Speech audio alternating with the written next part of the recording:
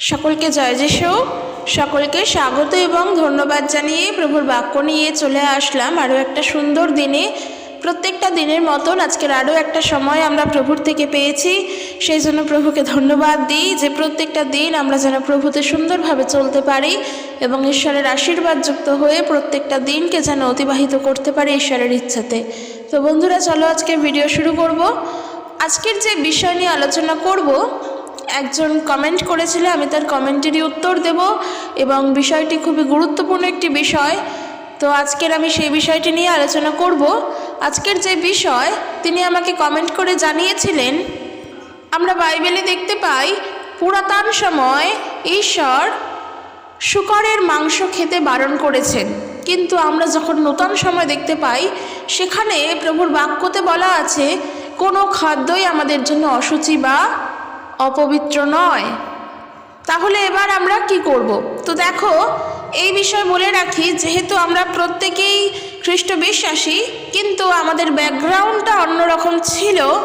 আমরা আমাদের সমাজের বিভিন্ন রীতিনীতির মধ্যে যুক্ত ছিলাম এবং বিভিন্ন নিয়ম কানুনের মধ্যে, বাধা নিষেধের মধ্যে ছিলাম বলে হয়তো আমরা যারা হিন্দুরা রয়েছি, তারা যারা প্রভু যিশুকে জেনেছি, হয়তো আমরা এইরকমভাবে বিভিন্ন মাংস খেতাম না বা বিভিন্ন পশু হত্যা করে তাদের মাংস খেতাম না।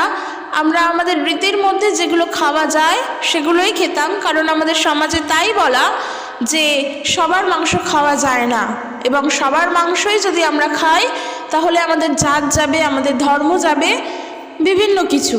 তো আমরা একটা রীতির মধ্যে ছিলাম, কিন্তু একজন খ্রিস্ট বিশ্বাসী যখন হয়েছি তারপর হয়তো এই কথা আমাদের সবাইকেই শুনতে হয়েছে কম বেশি, যে খ্রিস্টানরা তো সব কিছু খায়, ওরা কিচ্ছু মানে না, ওরা সব খায়, ওরা যা পারে সব খায়। এই ধরনের কথা হয়তো আমাদের শুনতে হয়েছে। কিংবা আমি বিশ্বাস করি অনেক বিশ্বাসীরা আমরা আছি যে প্রভু যিশুকে জানার পর আমরা সেই সমাজের রীতিনীতির মধ্যে আটকে নেই, সেইখান থেকে বেরিয়ে এসেছি আমরা এবং খ্রিস্টতে আমরা স্বাধীন হয়েছি, তাই আমাদের যেটা ইচ্ছা হয় আমরা সেটা খেতে পারি। যদিও এই খাওয়াটা কোনো পাপ নয়, তোমার ইচ্ছা হলে তুমি খেতে 1000 বার পারো। খাওয়ার বিষয় কখনো পাপ পুণ্যের বিচার হয় না।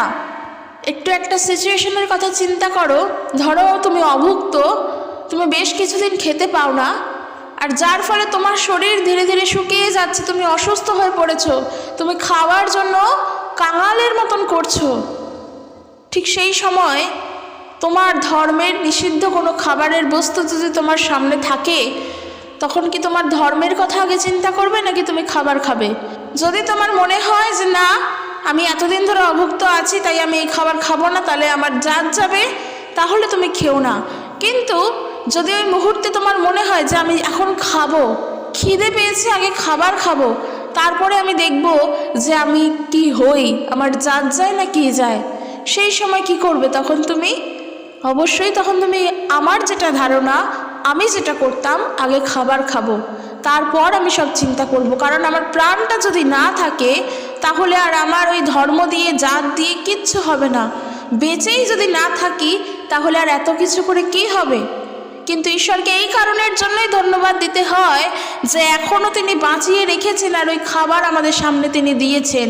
এই ঘটনা আমরা বাইবেল থেকে দেখতে পাই, প্রেরিতদের পুস্তকে আমরা দেখতে পাবো এই ঘটনা। হয়তো আমি যেই প্রেক্ষাপটটা বললাম এটা তো আমি একটা উদাহরণস্বরূপ বললাম, কিন্তু প্রেরিতদের পুস্তকে তার প্রেক্ষাপটটা আলাদা, কিন্তু সেমই একই রকমের মোটামুটি এই ঘটনা আমরা দেখতে পাই। কিন্তু তার আগে আমি যেটা বলতে চাই, যে একজন আমাকে কমেন্ট করে বলেছিলে এবং আমি সেটা দেখেছি আর আমি আজকে তারই উত্তর দেব। তুমি বলেছিলে, যদি আমরা দেখি দ্বিতীয় বিবরণ তার 14 অধ্যায় 8 পদ থেকে, যেই খাবারগুলো খাওয়ার জন্য ইসরায়েলিরা অনুমতি পেয়েছিল আর যা যা খাবার তাদের খাওয়ার জন্য অনুমতি ছিল না, তো যেগুলো অনুমতি ছিল না আমরা সেগুলো দেখব। সেখানে বলছে, তোমরা অবশ্যই শূকরের মাংস খাবে না, তাদের পায়ের খুরগুলো বিভক্ত কিন্তু তারা জাবর কাটে না, এবং খাদ্য হিসেবে শূকরও তোমাদের গ্রহণযোগ্য নয়। তোমরা শূকরের মাংস খাবে না, তার মৃত শরীরও স্পর্শ করবে না।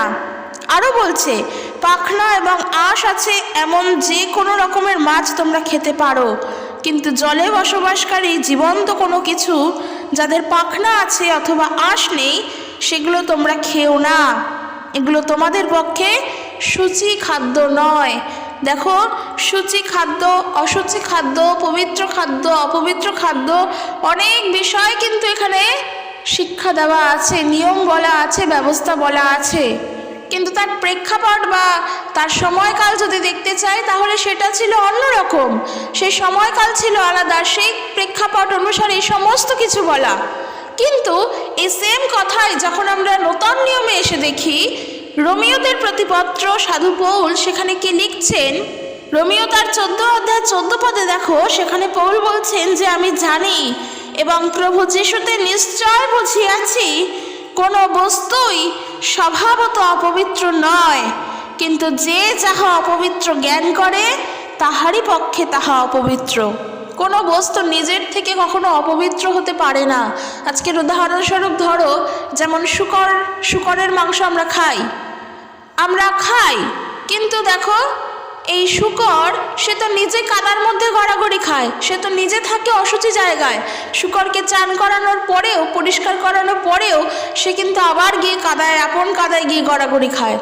সে থাকে অপরিষ্কার নোংরা জায়গায়, অশুচি জায়গায় সে থাকে, তার খাদ্য খাবার অশুচি। কিন্তু সেই প্রাণীটিকে যখন তুমি খাচ্ছ, তখন তুমিও কি অশুচি হয়ে গেলে?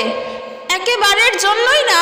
কারণ দেখো, এখানে বাক্যে সাধু পৌল তিনি তাই বলছেন যে আমি এটা নিশ্চয়ই বুঝিয়েছি প্রভু যিশুতে, কোনো বস্তুই স্বভাবত অপবিত্র নয়। স্বভাবত মানে তার নিজের স্বভাবের দিক থেকে কোনো বস্তুই অপবিত্র নয়, কিন্তু যে ব্যক্তি তাহাকে অপবিত্র জ্ঞান করে তবে তার কাছে তা অপবিত্র। আজকে তুমি মনে করছো শুকর অপবিত্র, সেটা তোমার কাছে, কিন্তু তার জন্য শুকরটি অপবিত্র হয়ে গেল না। সেই প্রাণীটিকে তুমি খাচ্ছ না, তোমার হয়তো নিষেধ আছে, কিন্তু আমি খাচ্ছি, আমার ইচ্ছে হয়েছে, আমার মনে হয়েছে, তাই আমি খাবো, তার জন্য তো প্রাণীটি অপবিত্র হয়ে গেল না, তাই না? আমার মনে হওয়া দিয়ে বা না দিয়ে তো তার কিছু আসে যায় না, সে যেমন ছিল সে তেমনই আছে। ঈশ্বরের অস্তিত্ব আছে আমি জানি, আমি বিশ্বাস করি ঈশ্বর আছেন, আর তুমি বিশ্বাস করো ঈশ্বর নেই, তাহলে আমাদের বিশ্বাস দিয়ে কি তার অস্তিত্ব রক্ষার চিন্তা করবো আমরা? তিনি তো সর্বশক্তিমান। যে ঈশ্বরকে বিশ্বাস করে না সেও জানে একটা শক্তি একটা কাজ করে। সেই শক্তি কিভাবে কাজ করছে, কোথা থেকে কাজ করছে তা আমরা জানি না, কিন্তু একটা পাওয়ার যে আছে সেটা সবাই জানে, আর সেই পাওয়ার, সেই শক্তি হলেন ঈশ্বর। আর এই শক্তি পেশিবলের শক্তি নয়, তিনি বাহুবলের শক্তি নয়, তিনি সর্বশক্তিমান, যে শক্তির বিষয়ে আমরা চিন্তাও করতে পারি না। তাহলে আমাদের বিশ্বাস অবিশ্বাস দিয়ে তো সেই অস্তিত্ব নষ্ট হয়ে যায় না। যা সত্য তা চিরকালীন সত্য। তুমি যদি বিশ্বাস করো তাহলেও তা সত্য, তুমি যদি না বিশ্বাস করো তাহলেও তা সত্য। তো সেটাই বলছি যে আমরা খাবো কি না খাবো সেটা আমাদের ব্যাপার, কিন্তু যেটা পুরাতন সময় বারণ করা হয়েছে তার জন্য যে আমরা সেই নিয়ম পালন করে এখন আমরা খাবো না, এমনটা কিন্তু নয়। কারণ বাইবেলের যখন আমরা পুরাতন সময় বিধি ব্যবস্থা দেখি, সেখানে আমরা নিয়ম কানুন দেখছি, আর এই নিয়ম কানুন পালন করা মানে তোমার ভালো কর্ম করা। অর্থাৎ এই নিয়ম কানুন তোমাকে শিখিয়ে দিচ্ছে কোনটা পাপ কাজ, কোনটা পুণ্যের কাজ, কোনটা ভালো কাজ, কোনটা খারাপ কাজ, এই সমস্ত কিছু দেখিয়ে দিচ্ছে। কিন্তু বাইবেলের বাক্য বলছে এই নিয়ম কানুন পালন করেই যদি আমরা ভালো মন্দের জ্ঞান বিচার করতাম, তাহলে আর প্রভু যীশু খ্রিস্টের ক্রুশীয় মৃত্যুর প্রয়োজন পড়তো না, তাহলে আর প্রভু যীশু খ্রিস্টের অনুগ্রহ আমাদের জীবনে দরকার পড়তো না। যদি ওই নিয়ম কানুন পালন করে করেই সত্য মিথ্যা আমরা জেনে যেতাম। কিন্তু তার মানে এটা আমি বলছি না যে আমরা পুরাতন সময়ের কথা পড়বো না বা আমরা অমান্য করছি না, এটাকে অমান্য করা বলে না। কিন্তু কিছু কিছু নিয়ম যেগুলো আমাদের জন্য নয়, কারণ খ্রিস্টতে এসে সমস্ত নিয়মের বেড়াজাল ভেঙে গেছে।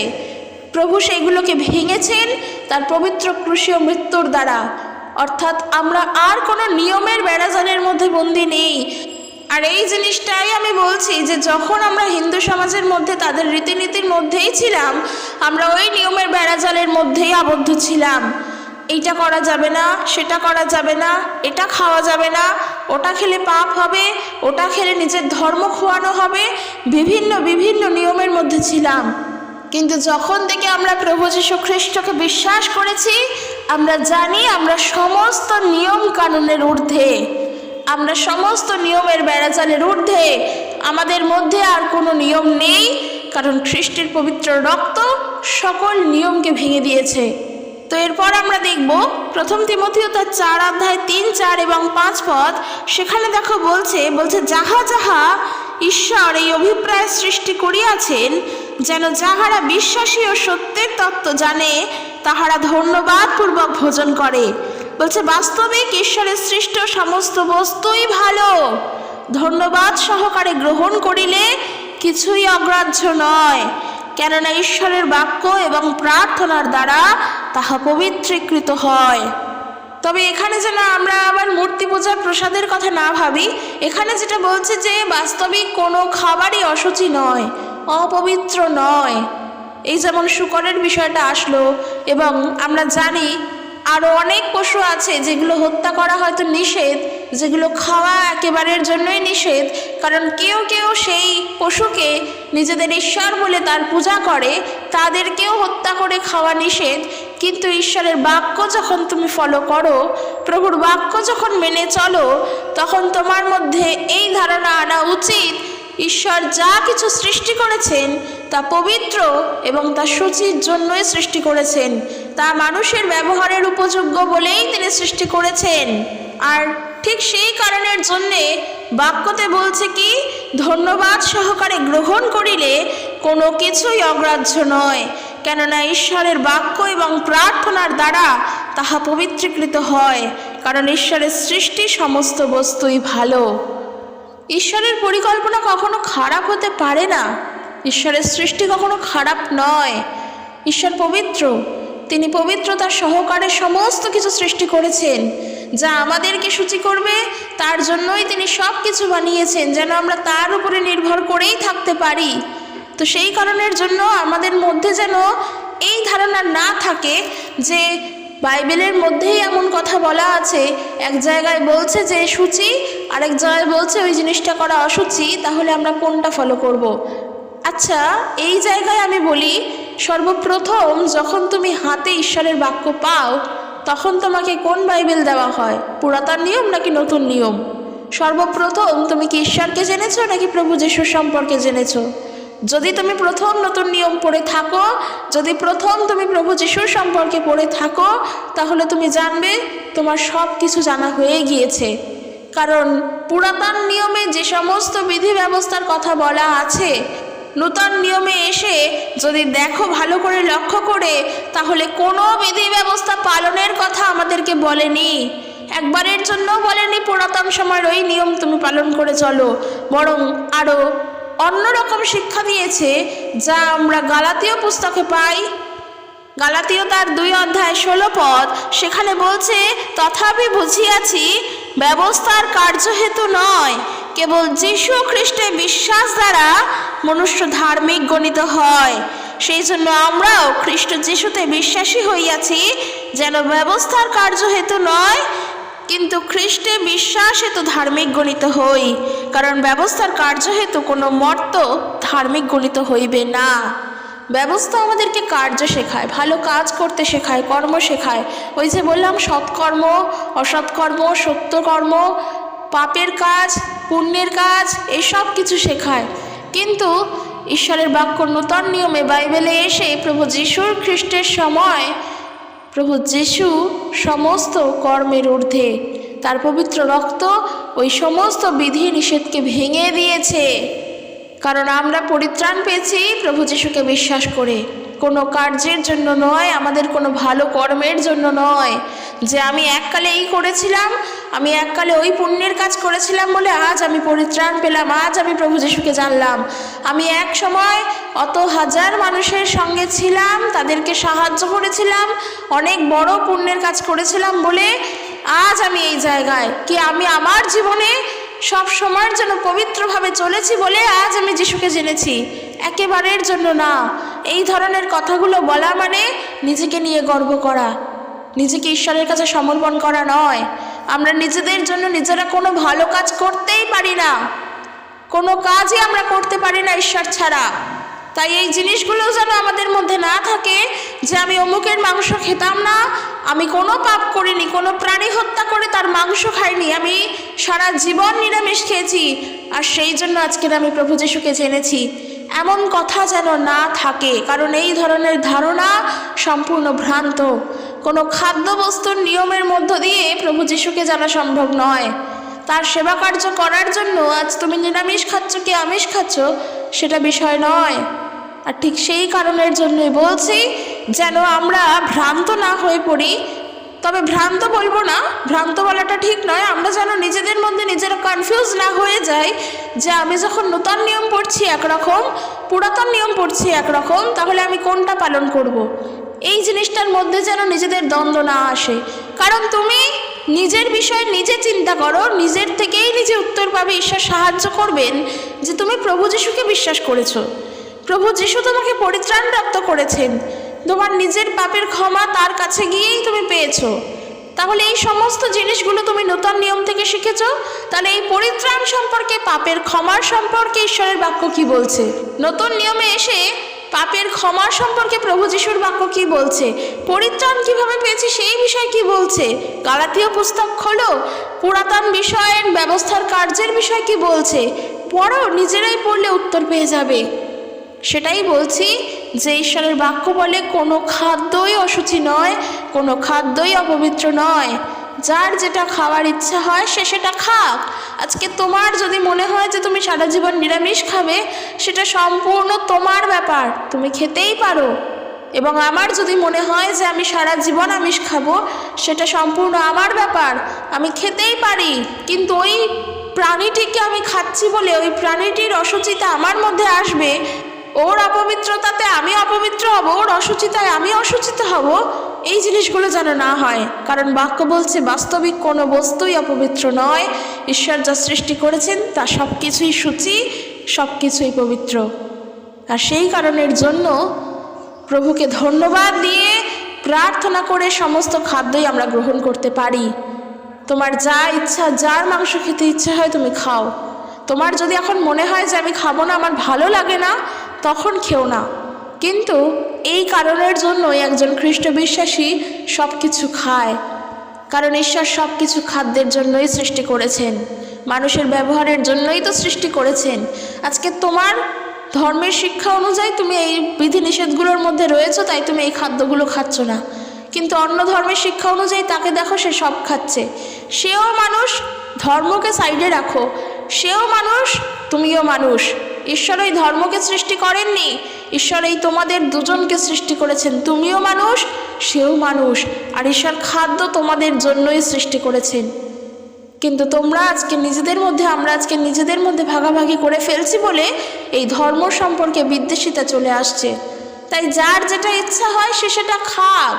এখানে কেউ যেন কারোর বিষয়ে হস্তক্ষেপ না করে, বরং সেটা ভুল হবে তাকে বলা যে তুই কেন নিরামিষ খাচ্ছিস, তুই জানিস না আমিষও খাওয়া যায়, কিংবা তুই কেন আমিষ খাচ্ছিস, তুই জানিস না নিরামিষ খেতে হয়। এই জিনিসটা যেন না হয়। কিন্তু তার মধ্যে যদি এই ধারণা থাকে যে ঈশ্বরকে সন্তুষ্ট করার জন্য সে নিরামিষ আমিষ দিয়ে বিচার করে তাহলে ঈশ্বরকে সন্তুষ্ট করবে, তাহলে তাকে সত্যটা জানাও। তার মধ্যে থেকে এই ধারণাটা থেকে তাকে তাহলে সরাও, সত্য জ্ঞানটা তার মধ্যে দাও। কিন্তু কোনো খাদ্যের দ্বারা যেন তাদেরকে বিচার না করি আমরা। এরপর যদি আমরা দেখি প্রেরিতদের পুস্তক তার 10 অধ্যায় 9 পদ থেকে, আমি শুরুতেই যেই ঘটনাটি বললাম যে তুমি 10 দিন কি 5 দিন কি 2 দিন অভুক্ত, 10-5 তো অনেক বেশি দিন, 2 দিন অভুক্ত থাকার পর তোমার মনে হবে সামনে যা খাবার আছে আমি তাই খাবো। আর ঠিক সেই রকমই একটি ঘটনা আমরা প্রেরিতদের পুস্তক তার 10 অধ্যায় যদি পড়ি, সেখানে আমরা দেখব 10 অধ্যায় 9 পদ থেকে একটি ঘটনা রয়েছে। কিন্তু আমরা 9 পদ থেকে পড়ব।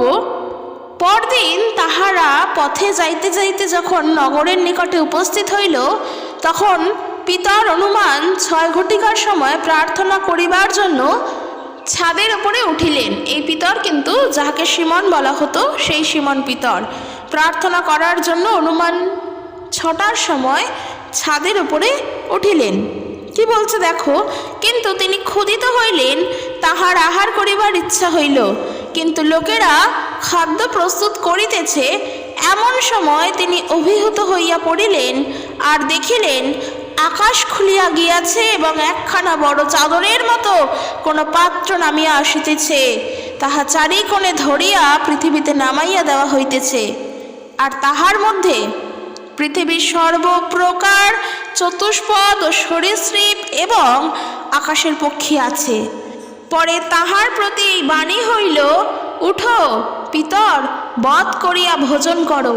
কিন্তু পিতর কহিলেন, প্রভু, এমন না হোক, আমি কখনো কোনো অপবিত্র কিংবা অশুচি দ্রব্য ভোজন করি নাই। তখন দ্বিতীয়বার তাহার প্রতি এই বাণী হইল, ঈশ্বর যাহা সূচি করিয়াছেন, তুমি তাহা অপবিত্র বলিও না। এইরূপ 3 বার হইল।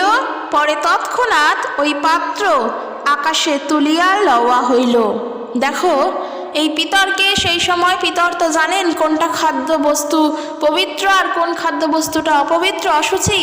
সেই জন্য পিতর বলছেন যে প্রভু, এমন যেন না হয় যে আমি তো কখনোই কোনো অপবিত্র বা অশুচি দ্রব্য ভোজন করিনি, তাহলে এই মুহূর্তে আমি গ্রহণ করব না। কিন্তু দেখো এখানে কি বলছে, তখন বলছে যে তাহার প্রতি এই বাণী হইল, ঈশ্বর যাহা সূচি করিয়াছেন, তুমি তাহা অপবিত্র বলিও না। ওই যে বললাম, আমরা পুরাতন সময় দেখছি সেখানে বলা হচ্ছে সমস্ত খাদ্যবস্তু আমরা গ্রহণ করতে পারি না, তা অশুচি। কিন্তু নূতন সময় এসে বলছে ঈশ্বর যাহা সূচি বলে গ্রহণ করেছে তা তুমি অশুচি বলো না। তা বলা আমাদের ভুল, কারণ প্রভু যেটা বারণ করছেন সেটা তুমি বারণ করো। ঈশ্বর যেটা বারণ করছেন না সেটাকে যদি তুমি বারণ করো, সেটা কিন্তু কখনোর জন্যই ঠিক নয়। পুরাতন সময় বলার জন্য তার প্রেক্ষাপট আলাদা, সেই সময় আলাদা ছিল। খ্রিস্টের কাছে এসে সেই সময় সম্পূর্ণ বদলে গিয়েছে, কারণ খ্রিস্ট আমাদের পাপের জন্য নিজে ক্রুশীয় মৃত্যুবরণ করেছে। কিন্তু পুরাতন সময় তো সেটা ছিল না। তাহলে আমরা যদি আজকের বলি যে খাদ্যবস্তু নিয়মের মধ্য দিয়েই আমি ঈশ্বরকে পাবো, তাহলে তো অবশ্যই আমরা ভুল করছি। কারণ কোনো খাদ্যবস্তু নিয়মের মধ্য দিয়ে তো আমরা প্রভু যিশুকে জানিনি, তাকে আমরা বিশ্বাসের দ্বারা পেয়েছি। সেই জন্য ইব্রিয় তার 13 অধ্যায় 9 পদ যদি পড়ো, সেখানে বাক্য বলছে, নানা প্রকার অদ্ভুত সব শিক্ষার দ্বারা বিপথে চলে যেও না, হৃদয়কে ঈশ্বরের অনুগ্রহে শক্তিমান করো, তবে খাওয়া দাওয়ার নিয়ম কানুন পালনের দ্বারা নয়, কারণ যারা খাদ্যাভ্যাসের খুঁটিনাটি মেনে চলেছে তারা কোনো সুফলই পায়নি। তাই যেই সমস্ত খাদ্যবস্তু তোমার মনে হচ্ছে তুমি তা খাবে, তোমার যদি ইচ্ছা হয় তুমি 1000 বার খাও, তুমি অবশ্যই খাও। সে যে কোনো প্রাণী হোক, যে কোনো খাবার হোক, যে কোনো মাছ হোক, যে কোনো পশুর মাংস হোক, যে কোনো শাকসবজি হোক, যেইটা তোমার খাবার মন চায় তুমি খাও। কোনো নিয়মকানুন বাধা নিষেধ নেই, কারণ ঈশ্বরের বাক্য কখনো এই ছোট ছোট ক্ষুদ্র জিনিসগুলোর উপরের জন্য নয়। প্রভুর বাক্য আমরা এখনো বুঝেই উঠতে পারি না, ঈশ্বরের প্রেম ভালোবাসা আমরা এখনো জানিই না। এই সামান্য খাদ্যবস্তু নিয়মের মধ্য দিয়ে ঈশ্বরকে পাওয়ার জন্য মানুষ দৌড়াচ্ছে। তোমার যা ইচ্ছে তুমি খাও, তোমার যদি পেট ভরা থাকে তাহলে তুমি এইগুলো কোনো কিছুই চিন্তা করবে না যে কোনটা তোমার সূচি কোনটা অসুচি। কি তোমার যদি পেট খালি থাকে তখন তোমার মনে হবে না কোনটা পবিত্র কোনটা অপবিত্র। সেই জন্য বাইবেল বলছে এই খাদ্যবস্তুর নিয়মগুলো খুবই সামান্য, কিন্তু ঈশ্বর যা দেখেন তা হলো আমাদের এই হৃদয়, আমাদের আত্মা। তাই জন্য প্রভুর অনুগ্রহে নিজেদের আত্মাকে বলবান করে তোলো, ঈশ্বরের পথে চলতে চেষ্টা করো। এই খাদ্যাভ্যাসের নিয়মকানুন এগুলো জগতের মধ্যেই সীমাবদ্ধ। তাই খ্রিস্টের প্রেমকে বোঝার জন্য এই জগৎ থেকে বেরিয়ে আসতে হবে, কারণ ঈশ্বরের বাক্য বলছে ঈশ্বরের বাক্য জীবন্ত এবং কার্যসাধক। আর তা কি? আমাদের হৃদয়ের গ্রন্থি অস্থি মজ্জা ভেদ করে আমাদের হৃদয়ের সূক্ষ্ম বিচারক ঈশ্বরের বাক্য।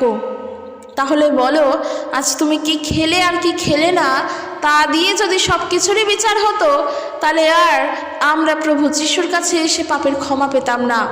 হ্যাঁ, পেতাম না, কারণ তাহলে আমরা মনে করতাম হয়তো এই খাদ্যাভ্যাসের নিয়মের মধ্য দিয়েই আমরা পাপ পুণ্যের কাজ করছি। কিন্তু ঈশ্বরের বাক্য তো তা বলছে না। যদি আমরা এফেসীয় তার 2 অধ্যায় 8 পদ দেখি, সেখানে বাক্য বলছে কি? বাক্য বলছে, কেননা অনুগ্রহেই বিশ্বাস দ্বারা তোমরা পরিত্রাণ পাইয়াছ, এবং ইহা তোমাদের হইতে হয় নাই, ঈশ্বরেরই দান, তাহা কর্মের ফল নয়, যেন কেহ শ্লাঘা না করে, কারণ আমরা তাহারই রচনা, খ্রিস্ট যিশুতে বিবিধ সৎ ক্রিয়ার নিমিত্ত সৃষ্ট, সেগুলো ঈশ্বর পূর্বে প্রস্তুত করিয়াছিলেন যেন আমরা সেই পথে চলি। প্রভু যীশু খ্রিস্টতে যা যা সৃষ্ট সৎ ক্রিয়ার জন্য, সেগুলো ঈশ্বর বহু পূর্ব থেকেই সৃষ্ট করে রেখেছেন, আর যেন আমরা সেই পথের দ্বারাই চলি। আর এই যে বাক্য বলল, আমরা কোনো কর্মের ফলের জন্য অনুগ্রহ পাইনি, বা আমরা কোনো কর্মের ফলের জন্য ঈশ্বরকে জানিনি বা পরিত্রাণ পাইনি। আমরা ঈশ্বরের অনুগ্রহের জন্য পেয়েছি, তাকে বিশ্বাস করে পেয়েছি। তাই আমাদের কর্তব্য ঈশ্বরকে সঠিকভাবে জানা, ঈশ্বরকে সঠিকভাবে বোঝা। কোনো খাদ্যাভ্যাসের নিয়মকানুনের মধ্য দিয়ে যে স্বর্গরাজ্যের অধিকারী হওয়া যায় না, সেটা যেন আমরা বুঝতে পারি। তোমার যা ইচ্ছে তুমি খাও, আমার যা ইচ্ছা আমি খাবো, এই খাদ্যাভ্যাস পালন করতে করতে করতে করতে আমরা ঈশ্বরের সত্য থেকেই হারিয়ে যাই। আর সব থেকে বড় বিষয়, যেটা মার্ক লিখিত সুসমাচার তার 7 অধ্যায় 15 এবং 16 পদে বলে, মনুষ্যের বাহিরে এমন কিছুই নাই যাহা তাহার ভিতরে গিয়া তাহাকে অশুচি করিতে পারে, কিন্তু যাহা যাহা মনুষ্য হইতে বাহির হয় সেই সকলই মনুষ্যকে অশুচি করে। প্রভু যীশু এই কথা বলছেন যে মানুষের বাইরে এমন কোনো কিছুই নেই যা আমাদের হৃদয়ে গেলে বা আমাদের মধ্যে প্রবেশ করলে তাতে আমরা অশুচি হই। সত্যিই নেই। তুমি আজকে যার মাংস ইচ্ছা হয় তুমি খাও, তাতে তুমি মোটেই অপবিত্র বা অশুচি হচ্ছ না। কিন্তু ওই যে বললাম যে ঈশ্বর এত সাধারণ বিষয় নিয়ে নয়, এত সাধারণ বিষয় চিন্তা করে আমরা ঈশ্বরের বিষয় যেন না ভাবি। ঈশ্বরের বিষয় ভাবনা অনেক সূক্ষ্ম বিষয়, আর এই সূক্ষ্ম বিষয় যখন মানুষ উপলব্ধি করতে পারে না, তখন বলে প্রভু যীশু আমাদের ঈশ্বর নন, প্রভু যীশু বিদেশের ঈশ্বর। তো যাই হোক, আর যেটা প্রভু যীশু বলছেন, কিন্তু যাহা যাহা মনুষ্য হইতে বাহির হয় সেই সকলই মনুষ্যকে অশুচি করে। অর্থাৎ কি বের হয় আমাদের মধ্যে হইতে? সমস্ত রকমের মন্দতা, খারাপ চিন্তা ভাবনা, খারাপ কথাবার্তা, খারাপভাবে আচরণ করে চলা, সময় সময় রাগ করা, খারাপ খারাপ কথা বলা মানুষের সঙ্গে, সমস্ত লোভ পাপের মধ্য দিয়ে চলা, এবং সবথেকে বড় জিনিস যা বের হয় তা হলো ঈশ্বরের প্রতি ঘৃণা করা, ঈশ্বরকে অসম্মান করা। এগুলো মোটেই আমাদের জন্য ঠিক নয়। প্রভু আমাদেরকে এই বিষয়গুলোর কথা চিন্তা করে বলতে বলছেন যেন আমরা এই কাজগুলোর থেকে দূরে থাকি। কিন্তু কি খেলাম আর কি খেলাম না তা দিয়ে কিচ্ছু আসে যায় না, তা দিয়ে কখনো ঈশ্বরের সেবা কার্য হয় না। কোনো খাদ্যের মধ্য দিয়ে ঈশ্বরের আরাধনা হয় না, কোনো খাদ্যের মধ্য দিয়ে ঈশ্বরের সেবা কার্য করা যায় না। তোমার যা ইচ্ছে তুমি খাও, কিন্তু হ্যাঁ, তুমি এটা জেনে রাখো, আজকের আমরা খ্রিস্ট বিশ্বাসী হয়ে আমরা সমস্ত নিয়মের ঊর্ধ্বে। কোনো নিয়ম আর আমাদেরকে বেঁধে রাখতে পারবে না, কারণ আমরা প্রভু যিশুতে বিশ্বাসী। তিনি আমাদের সমস্ত নিয়ম কানুন থেকে মুক্ত করেছেন, আর আমরা তার উপরে নির্ভর করে বেঁচে আছি। তাই যে কোনো খাদ্য তোমার খাওয়ার ইচ্ছে হলে তুমি খাও, যা কিছু ইচ্ছা হয় তাই খাও, এবং অবশ্যই তা প্রার্থনা করে এবং ঈশ্বরকে সেই খাদ্যের জন্য ধন্যবাদ দিয়ে তা গ্রহণ করো। কিন্তু তোমার যদি ইচ্ছা না হয় তুমি খেও না। কোনো জোর জবরদস্তি নেই, কাউকে বারণ করার মতন কোনো জিনিসই নেই এখানে, কারণ আমরা প্রভু যিশুতে চলছি। আর সবথেকে বড় বিষয়, যদি মানুষ মনে করে যে এই মাংস খেলে সে পাপ করছে, তাহলে তার মধ্য থেকে সেই ধারণা আমাদেরকে আগে বের করতে হবে। কারণ খাদ্যের মধ্য দিয়ে কখনো পাপ পুণ্যের বিচার হয় না। আবারও বলছি যে আমি ওই খাদ্য খাচ্ছি বলে আমি পাপ করছি, আর আমি এই খাদ্য খাচ্ছি বলে আমি পবিত্র, এমন ধারণা যেন না থাকে। কারণ ঈশ্বর সমস্ত কিছু খাদ্যের জন্য সৃষ্টি করেছেন। আমরা ঈশ্বরের কথা চিন্তা করব। আমার কোনো গুরুদেব কি, আমি যাকে ফলো করি তিনি আমাকে বলছেন যে ওই খাবার খাস না, বা ওই খাবার খেলে তুই স্বর্গে যেতে পারবি না, আমরা তার কথাকে যেন ফলো না করি। কেন কি? কারণ তিনি ঈশ্বর নন। যিনি ঈশ্বর, যিনি আমাদের পাপের ক্ষমা করেছেন, যিনি আমাকে সৃষ্টি করেছেন, যে আমাকে সৃষ্টি করেছে তাকে তো আমি পিতা বলে সম্বোধন করি। আমি তো পিতা পরমেশ্বর বলছি, তিনি তো ঈশ্বর, আমি তো তার উপরে নির্ভর করছি। আমি তাহলে তার বাক্য শুনবো, কারণ আমি তাকে অনুসরণ করছি, কোনো মানুষকে নয়। কোনো মানুষ আমার জন্য কিছুই করিতে পারবে না, কারণ বাইবেল আমাদেরকে তাই বলছে। তাই তিনি আমাকে বারণ করলেন, তুমি এটা খেও না, তোমার ধর্মের এটা নিষেধ। আর আমি তার কথা শুনলাম, আমি ঈশ্বরের কথা শুনলাম না, তাহলে তো তুমি ঈশ্বরের বিরুদ্ধে পাপ করছো, কারণ ঈশ্বরের অবাধ্য হচ্ছ তুমি। তাহলে সেটা সবথেকে বড় পাপ করা যখন আমরা ঈশ্বরের অবাধ্য হই। কারণ প্রথম সমুয়েলে বলছে ঈশ্বরের আজ্ঞাকে অমান্য করা, ঈশ্বরের অবাধ্য হয়ে চলা মূর্তি পূজা করার মতোই বড় পাপ। যেখানে আমরা মূর্তি পূজা করছি না বলে প্রভুর কাছে বলবো যে প্রভু আমি তোমার আরাধনা করি, কোনো মূর্তির করব না, অথচ আমরা ঈশ্বরের আজ্ঞা পালন করছি না, এই খাদ্য খাবারের নিয়মের মধ্য দিয়ে নিজেদেরকে বলছি যে খ্রিস্টানরা ওইসব খায়, আমি খাবো না, ওইসব আমার খাবারের নয়, এই সমস্ত করছি, অবশ্যই ভুল করছি। কারণ বাইবেলে বলছে যেই খাবারকে ঈশ্বর সূচি করেছেন ওই খাবারকে যেন আমরা অসুচি না বলি। ঈশ্বর যা পবিত্র বলে সৃষ্টি করেছেন তা আমরা যেন ঈশ্বরকে ধন্যবাদ দিয়ে গ্রহণ করেই খাই। তাই জন্য বলছি নূতন নিয়মে এসে কোনো বাধা নিয়ম কানুন নেই, কোনো বিধি নিষেধ নেই। সমস্ত কিছু খ্রিস্ট যিশু আসার পর, পবিত্র রক্ত তিনি ঝরানোর পর সেই সমস্ত কিছুর থেকে আজ আমরা মুক্ত। তাই আমরা প্রভুর উপরে নির্ভর করে চলবো, প্রভু যিশুর উপরে নির্ভর করে চলবো, ঈশ্বরেতে বিশ্বাস করে চলবো, কোনো নিয়ম কানুন ব্যবস্থা বিধি নিষেধ দেখে নয়, আমরা ঈশ্বরের বাক্য অনুযায়ী চলবো। তাই আমি বিশ্বাস করি আজকের এই ভিডিওর মধ্য দিয়ে আমরা অনেক কিছু শিখতে পারলাম, অনেক কিছু জানতে পারলাম।